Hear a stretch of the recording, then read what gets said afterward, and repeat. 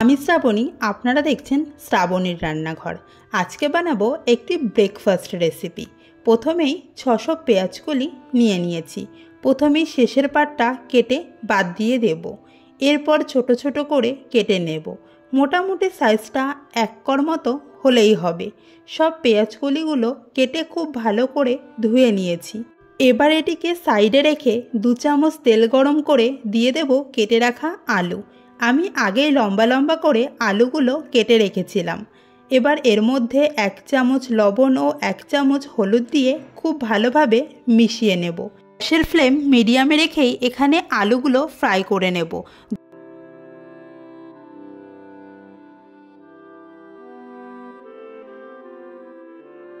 লাল করে ভাজা হয়ে যাবে তখন আলুগুলো তুলে একটি প্লেটে রেখে দেব।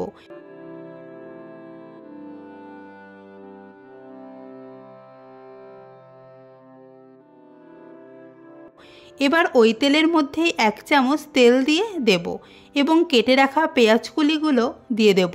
সাথে অ্যাড করব 1 চামচ লবণ। পেঁয়াজকলির সাথে লবণগুলো খুব ভালোভাবে মিশিয়ে নেব। এটি ভাজা হতে বেশ সময় লাগবে কিছুক্ষণ। এটি যতক্ষণে ভাজা হচ্ছে ততক্ষণে পেঁয়াজকলি দিয়ে খাওয়ার জন্য রুটির আটাটা মাখিয়ে নেব। এখানে 1.5 কাপ আটা নিয়েছি। এটিকে অল্প উষ্ণ জল দিয়ে মেখে নেব। খুব বেশি জল একবারে এখানে দেব না, অল্প অল্প জল দিয়ে মেখে নেব। আর এখানে উষ্ণ গরম জল দিয়ে মাখার কারণে রুটিটা খুব নরম হবে। অল্প অল্প জল দিয়ে খুব ভালোভাবে আটাটা মেখে নিয়েছি। এবার মিডিয়াম সাইজে লেচিগুলো কেটে নেব।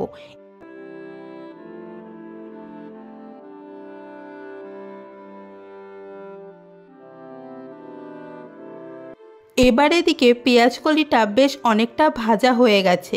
এবার এর মধ্যে 1/2 চামচ হলুদ গুঁড়ো দিয়ে পেঁয়াজকলিটার সাথে মিশিয়ে নেব। 2 থেকে 3 মিনিট পর ভেজে রাখা আলুগুলো এখানে দিয়ে দেব এবং আবারও 5 মিনিট মতো ভাজবো। এবার দেখতেই পাচ্ছেন পেঁয়াজকলিটা কতটা পরিমাণে কমে এসেছে। পেঁয়াজকলিটা এখানে ঠিকঠাকভাবে ভাজা হয়ে গেছে। এবার এটিকে ঢাকা দিয়ে রুটিটা করে নেব। বেলুন পিঁড়ির ওপর অল্প ময়দা ছিটিয়ে দিয়ে একটি লেচি নিয়ে এভাবে গোল করে বেলে নেব। এভাবেই পাতলা করে বেলে নেবেন, তাহলে ভাজার সময় কাঁচা কাঁচা ভাবটা থাকবে না আর রুটিটাও খুব নরম হবে। এভাবেই রুটি বেলে একটি তাওয়া গরম করে নেব। তাওয়ার ওপরে বেলে রাখা রুটিটা দিয়ে দেব। 10 সেকেন্ড পর রুটিটা উল্টে দেব। এবার রুটিটা যখন এভাবে হালকা ফুলতে শুরু করবে তখন ছেঁকনির পর দিয়ে রুটিটা ছেঁকে নেব। আর দেখতেই পাচ্ছেন রুটিটা কি সুন্দর ফুলেছে। এভাবেই সব রুটিগুলো করে নেব। এখন ব্রেকফাস্ট একদম রেডি। গরম গরম রুটি আর পেঁয়াজকলি ভাজা, সাথে আপনারা একটি ডিম পোস্তও নিতে পারেন। এভাবেই খুব তাড়াতাড়ি এবং খুব easy and tasty breakfast ready করে নিতে পারবেন।